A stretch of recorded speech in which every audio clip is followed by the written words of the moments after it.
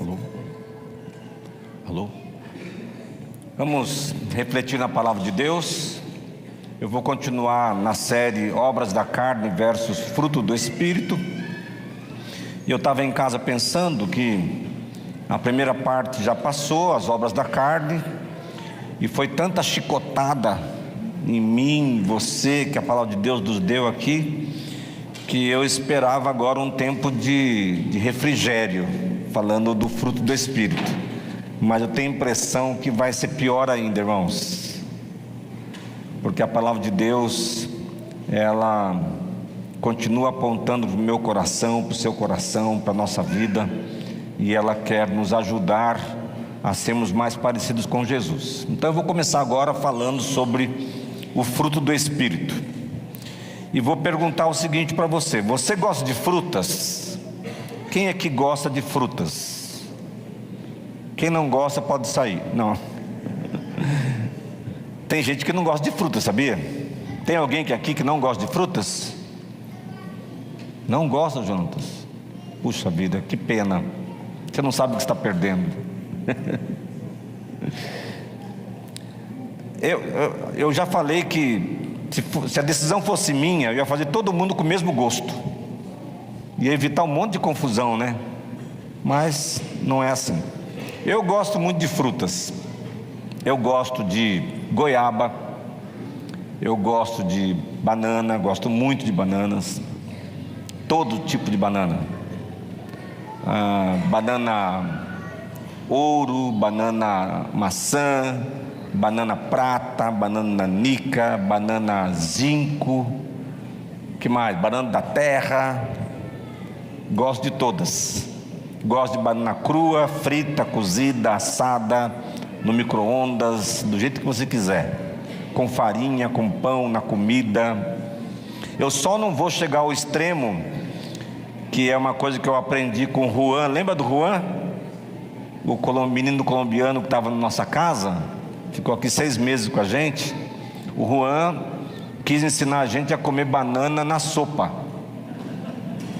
Eu falei: não, aí não, Juan.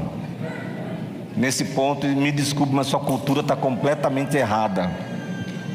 E banana para eles é masculino, então eles tomam sopa com bananito. Eu falei: não, para aí, já foi demais para mim. E a Bíblia fala de frutos, e eu quero hoje compartilhar um pouquinho com vocês a respeito desse assunto que é tão importante para nós. Como é que nós também podemos frutificar na nossa vida aquilo que Deus tem para nós? Vamos ler então a palavra de Deus. Você pode acompanhar aqui na projeção, se quiser. Gálatas 5, 16 a 23, diz assim a palavra de Deus: por isso digo, vivam pelo Espírito, e de modo nenhum satisfarão os desejos da carne, pois a carne deseja o que é contrário ao Espírito, e o Espírito que é o contrário à carne. Eles estão em conflito um com o outro, de modo que vocês não fazem o que desejam. Mas se vocês são guiados pelo Espírito, não estão debaixo da lei. Ora, as obras da carne são manifestas: imoralidade sexual, impureza e libertinagem, idolatria e feitiçaria, ódio, discórdia, ciúmes, ira, egoísmo, dissensões, facções e inveja, embriaguez, orgias e coisas semelhantes. Eu os advirto, como antes já os adverti, que os que praticam essas coisas não herdarão o reino de Deus. Mas o fruto do Espírito é amor, alegria, paz, paciência, amabilidade, bondade, fidelidade, mansidão e domínio próprio. Contra essas coisas não há lei. Que Deus nos abençoe por meio da sua palavra esta manhã. Eu vou começar falando então sobre a primeira característica do fruto do Espírito, que é o amor. O que é que só o Espírito pode produzir em nós? É desse tipo de amor que eu quero falar hoje aqui. não é o amor que nós vemos nos cinemas, o amor dos poetas, não é um amor fugaz dos relacionamentos modernos, não é amores passageiros, não é disso que eu estou falando.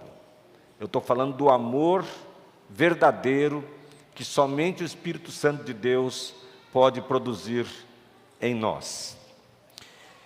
E eu quero fazer algumas perguntas e respondê-las para vocês. A primeira que eu faço é esta: por que Paulo fala de um fruto no singular e não de frutos, usando o plural?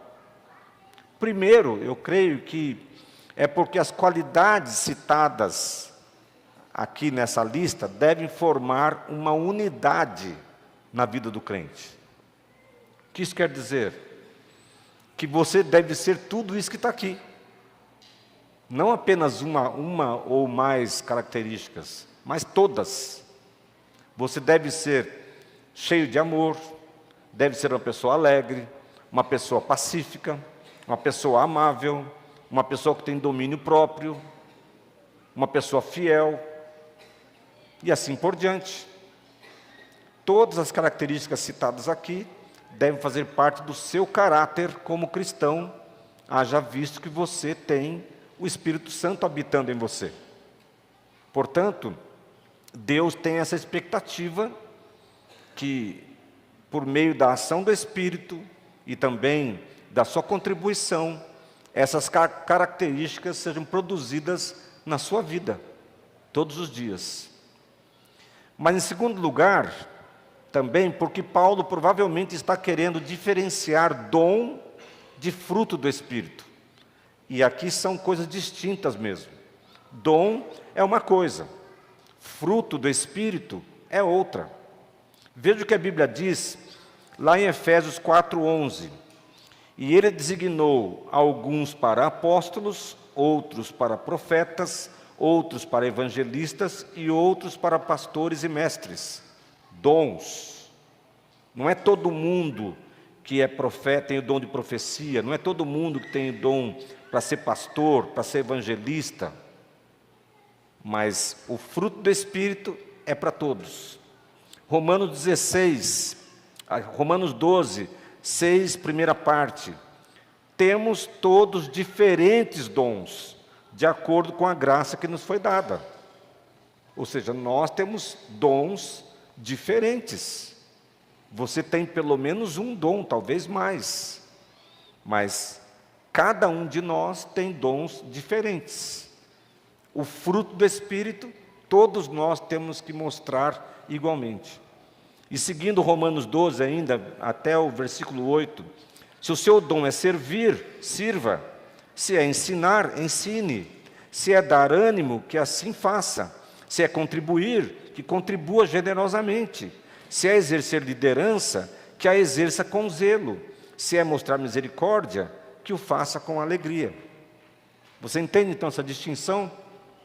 Uma coisa são os dons, outra coisa é o fruto do Espírito. E Paulo aqui, então, nos ajuda a entender essa distinção. Em terceiro lugar, por que Paulo fala de um fruto no singular? Porque na vida do crente existe um resultado provocado pela ação do Espírito. Ou seja, pelo fato de você ter o Espírito Santo habitando em você, é esperado que você tenha uma vida transformada, que você viva de acordo agora com o caráter de Cristo, que você expresse o caráter de Cristo.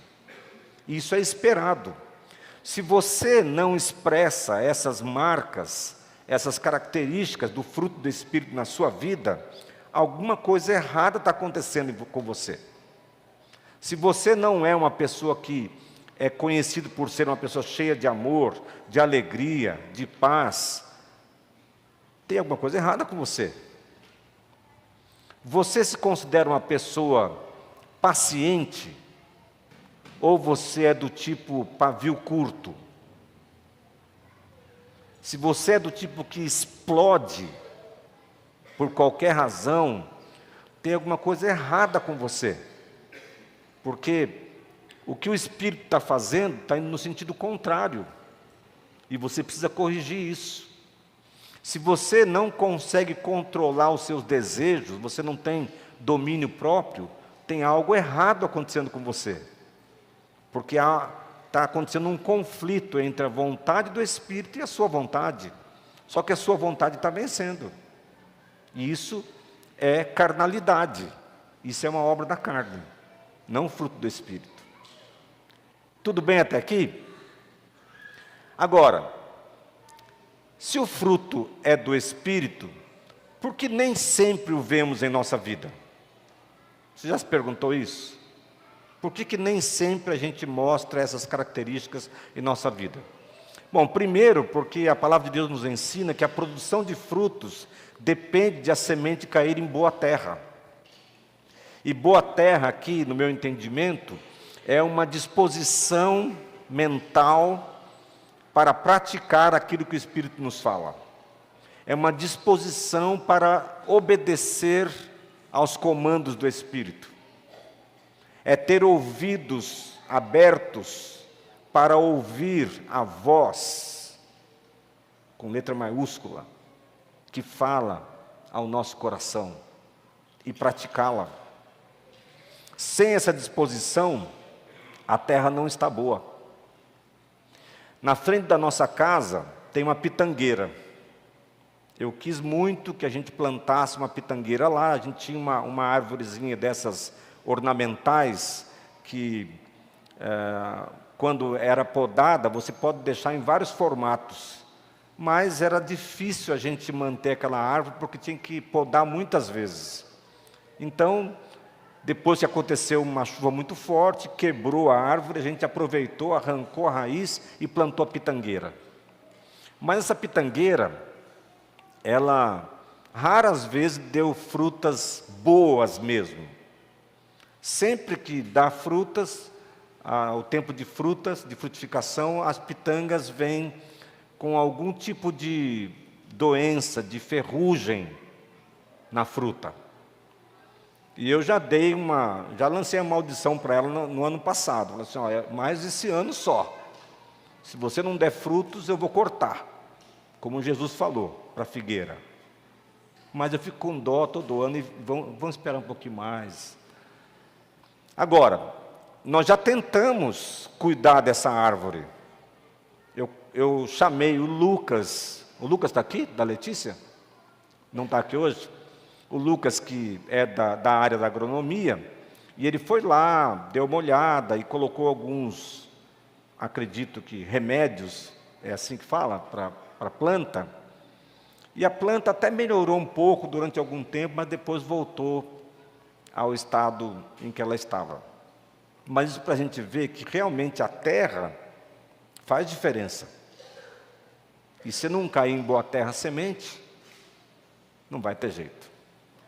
Em segundo lugar, nós nem sempre produzimos o fruto em nossa vida, porque a produção de frutos depende de como nós cuidamos da árvore também. A poda. Se tem alguma praga, você tem que limpar a árvore. Você tem que colocar adubo. Tem que ter esse tipo de cuidado com a árvore.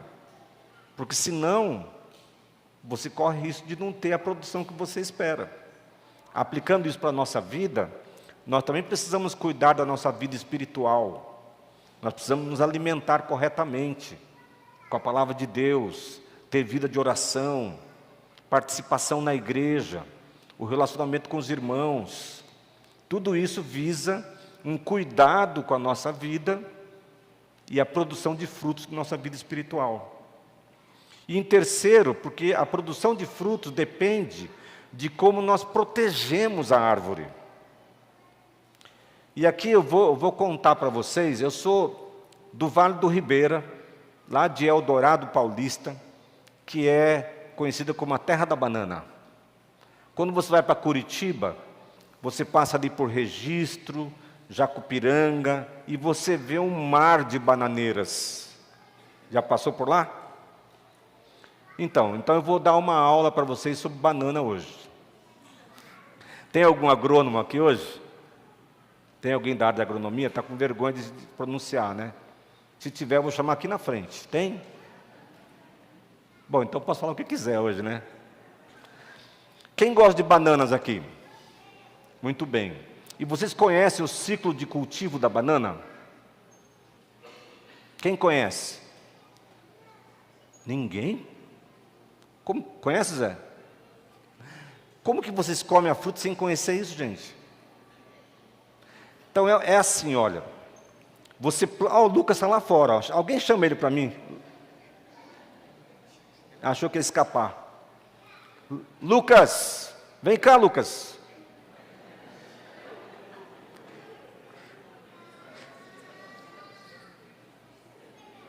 Corre aqui na frente, Lucas, por favor.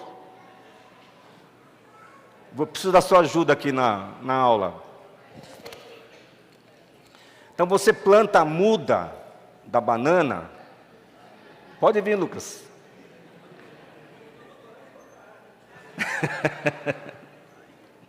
Você vai me ajudar. Você planta a muda e ela demora mais ou menos 4 a 6 meses para produzir um cacho de bananas. Você conhece o ciclo de cultivo da banana? Nada, Lucas? Nada. Meu doutorado em... Alô? Som. Alô? Som. Meu doutorado é em outra área, a agrometeorologia, mas vamos lá. Quem sabe te ajuda. A bananeira, ela se dá muito bem numa temperatura, num clima que vai de 22 graus até 28 no máximo. Correto. É. Você estudou mais do que eu. Se for muito mais quente, ela começa a queimar as folhas e isso compromete o fruto. Do mesmo modo, se for muito mais frio, ela começa a queimar as folhas e vai comprometer o fruto. É por isso que às vezes você passa lá no Vale do Ribeira e você vê alguns cachos de banana ensacados. Você já viu isso? Para proteger a fruta. Você sabia, Lucas, que os especialistas, os cientistas, especialistas em bananas, eles dizem que a banana é um fruto que vai acabar? Bom, o que a gente sabe é que tem muita doença, né? Na verdade, ensacar o fruto é para proteger também das doenças, né? Das pragas. Então, tem uma doença muito complicada na banana, chama-se gatoca negra, né? Que realmente dizima o bananal. E está chegando uma doença nova, tem lá na América Central já, no Brasil, na fronteira, né, principalmente o Ministério da Agricultura, ele faz um trabalho para evitar que essa doença chegue, que é o mal do Panamá. Perfeito. E se chegar, vai dizimar mesmo. Olha, já acrescentou a minha aula, tá vendo? Bom. Então, eles protegem a árvore, e quando a folha queima, às vezes eles fazem um sombreamento, ó, na árvore para proteger do calor excessivo, porque tanto a árvore como a fruta, elas são muito frágeis. É uma dificuldade o transporte da banana, porque a banana dura quanto tempo na sua fruteira? É uma fruta frágil, né? Mas eu tenho a impressão que banana nunca vai acabar, porque Deus não vai deixar. Com certeza, né? Então, Deus usa o homem, né, a tecnologia para evitar algumas coisas, mas a banana ela é colhida mais verde e ela fica estocada numa câmara refrigerada, né? Porque é para falar? Pode falar. Porque ela tem chama etileno, né, que faz amadurecer. Então você ensaca ela verde. Lá na câmara refrigerada, esse etileno não age muito. Ela fica mais ou menos adormecida. Muito bem. Para ficar bonitinha. Agora, né? Você sabia, Lucas, acho que você deve saber isso, né? Que cada árvore, cada bananeira, dá fruto uma única vez. Sabiam? E que depois que você corta o cacho, você deve cortar a árvore e ela vai regenerar. E vai nascer uma nova bananeira de dentro daquela bananeira? Tem a filha, né? Ela chama filha. A filha, tem outras. A bananeira é conhecida como uma árvore perene, porque ela se regenera. Obrigado, Lucas. Quer falar mais alguma coisa? Não, tá ótimo. Você está quase Uma salva de agrônomo. palmas para o Lucas, então, gente. Obrigado, Lucas. Eu fiquei orando para você estar aqui, para você passar vergonha comigo. Então, gente, vocês estão vendo? Isso é só um exemplo.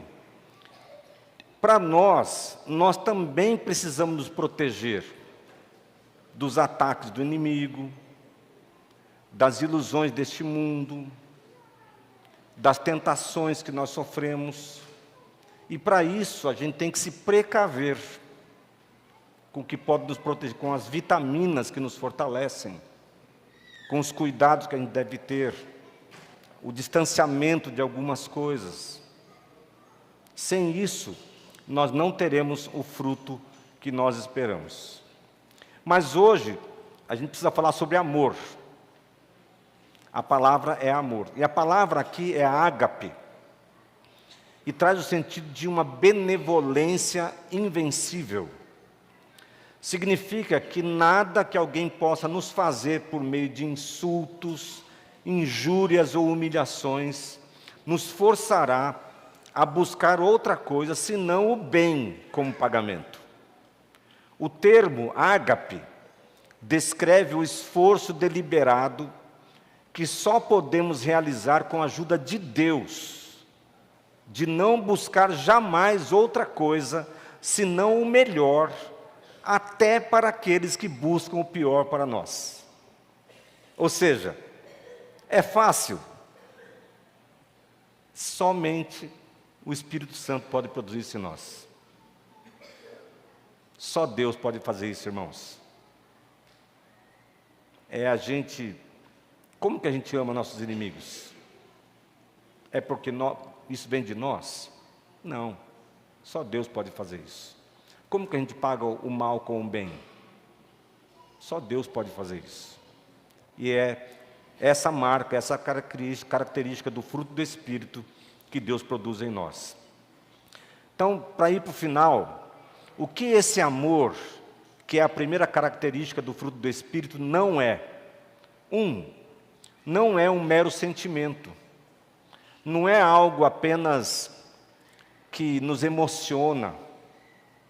Não é algo que os poetas gostam de descrever de forma tão bonita.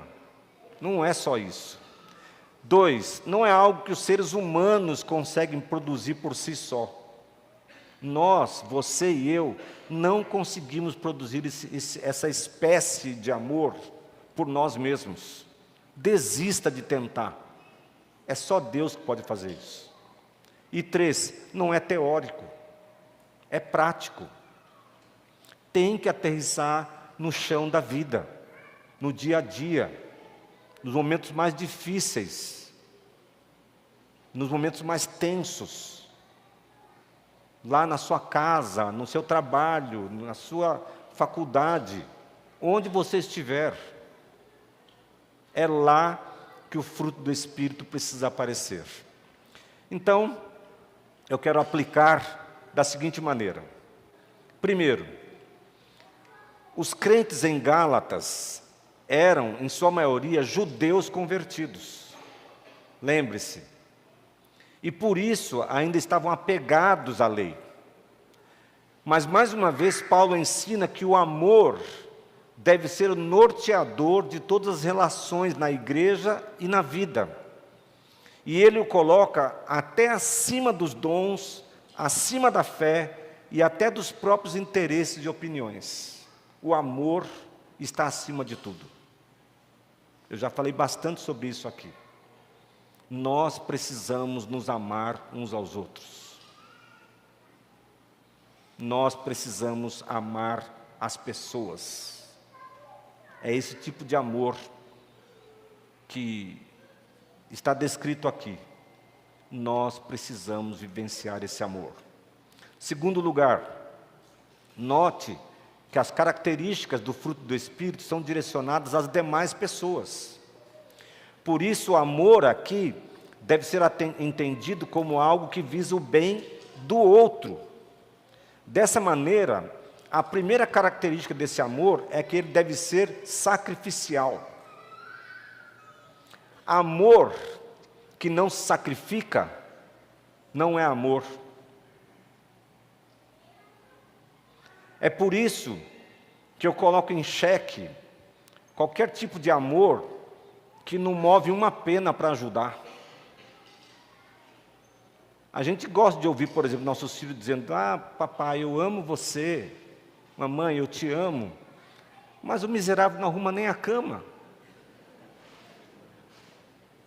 Não é capaz de lavar uma louça? Que tipo de amor é esse? Um amor que não se sacrifica? Não é o amor de Deus. E eu estou falando de uma coisa banal. Se você não se doa, se você não se entrega para servir a outra pessoa, então não é amor. Está longe de ser amor. Porque o amor de verdade se sacrifica. Foi essa espécie de amor que levou Jesus à cruz, para morrer em nosso lugar. E Jesus, então, ele personifica a verdade integral sobre esse amor. Você quer conhecer o que é amor? Olhe para Jesus e veja tudo o que ele fez. Então, é muito melhor parar um pouco de só falar eu te amo e fazer alguma coisa. Mostre o seu amor.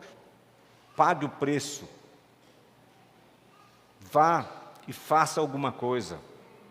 Faça o bem, porque o amor de verdade é sacrifício.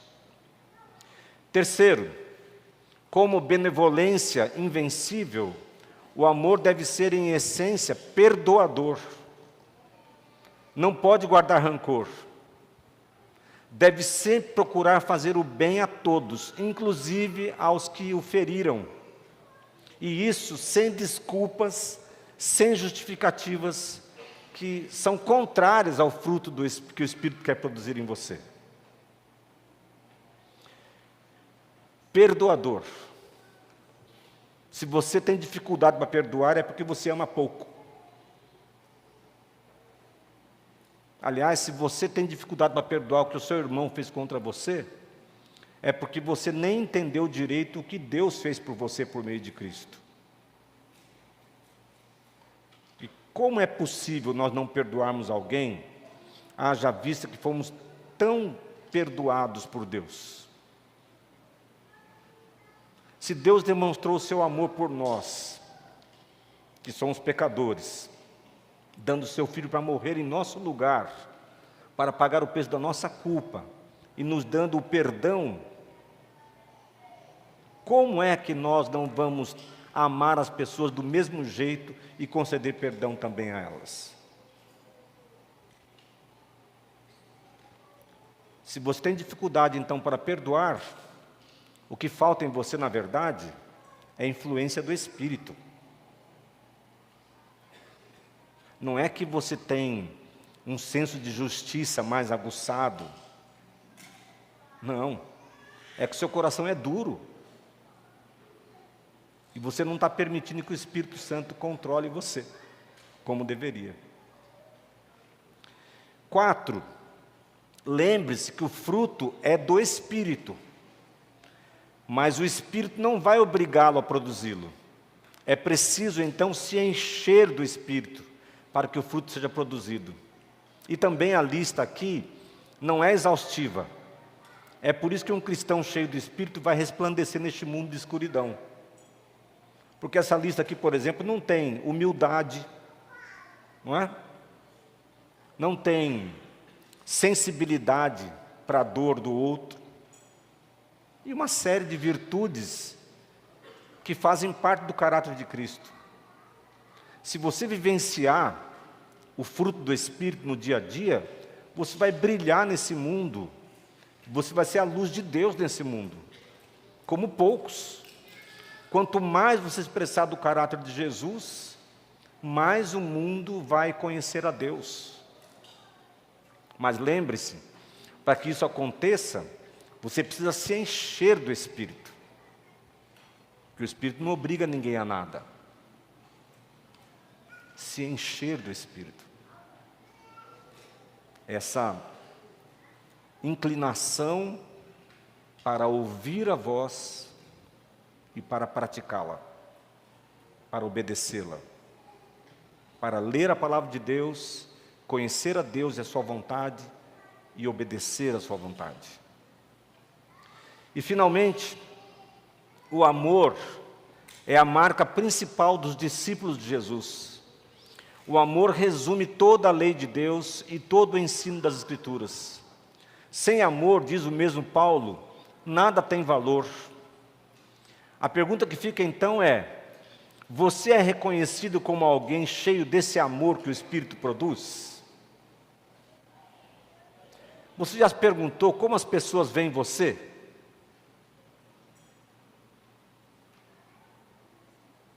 E eu não estou falando simplesmente de você ser uma pessoa que gosta de beijar, abraçar as pessoas. Não, é demonstrar esse tipo de amor profundo que o Espírito produz. Você é conhecido como alguém amoroso, de verdade? Uma pessoa perdoadora, uma pessoa que sempre paga o mal com o bem, uma pessoa que tem essa benevolência invencível dentro do coração. Você tem esse tipo de amor? Você é conhecido por esse tipo de amor? Fica aí a reflexão para nós nesse dia, tá bom? Que Deus nos abençoe.